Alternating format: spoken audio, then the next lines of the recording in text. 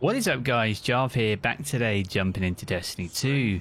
Today's Friday, which means our friendly neighborhood trash collector Xur is back once again. As you can see, we are in the tower this week. You can find him over in the hangar on this left-hand side. With that being said, let's take a look and see what goodies he's got for us this week then. Nice, okay.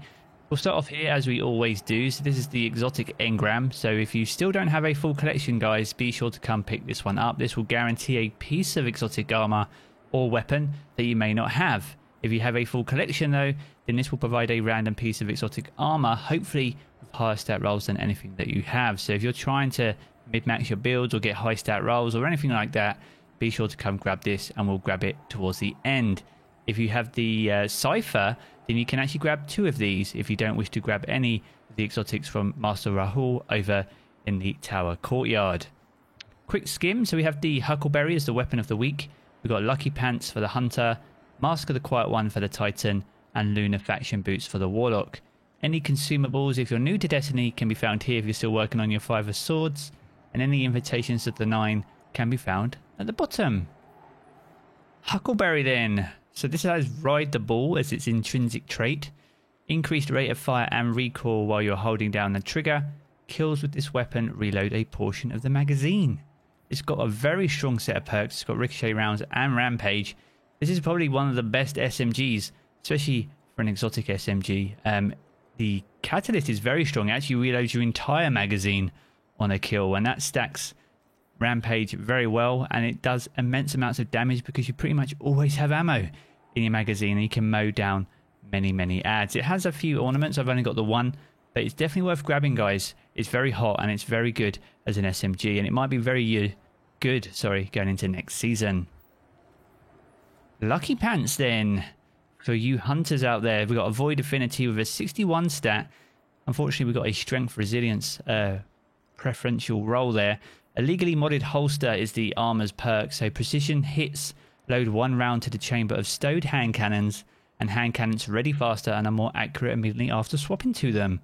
This is quite a popular one for hunters actually, especially for inside the Crucible. That's where this one really shines. Not the greatest roll though. Resilience and strength isn't really what you're looking for with a hunter, to be honest. So there's not a great deal you can do about that, although you can change the affinity should you wish, guys. But if you don't have it, it's definitely worth grabbing, especially if you like to run hunters inside the Crucible. Mask of the Quiet One, again a Void Affinity, 62 stat, so slightly higher. Massive intellect there of plus 20, so definitely worth looking at, and especially with a nice 16 recovery. So this is quite a good armor stat distribution is the word I'm looking for. There we go. Dreaded Visage is the armor's perk here, so it grants ability energy when you're damaged. When critically wounded, you regain maximum health on kills. Probably underutilized, to be honest. It probably doesn't see the amount of playtime that it should. It's very strong inside PvE, to be honest. And I just need to probably try it a bit more personally. But let me know in the comment section below if you have any mad builds or any preferential builds that you like to turn to whenever using this exotic. But if you don't have it, guys, I highly recommend you come grab it. It's got a good stat roll and a good stat distribution this week. And the final one is Lunafaction Boots for the Warlock. You have your Solar Affinity. 64 is the stat roll, so the highest of the week. Pretty evenly spread, although preferential treatment has been given to Resilience, so not the greatest roll in that regard. So we have the Armor's perk, so your Rifts gain an additional ability to increase weapon reload speeds. Empowering Rifts make weapons effective over longer ranges too. Probably one of the most go-to exotics, especially for Warlocks inside PvE.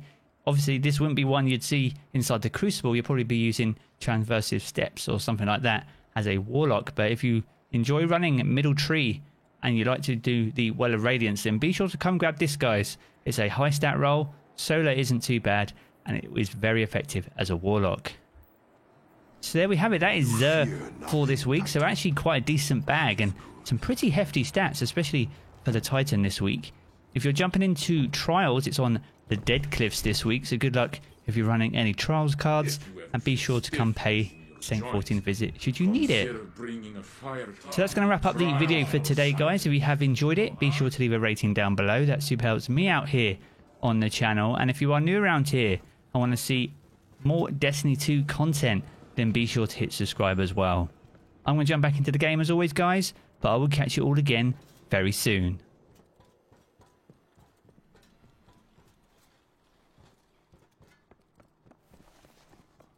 Circumstances change.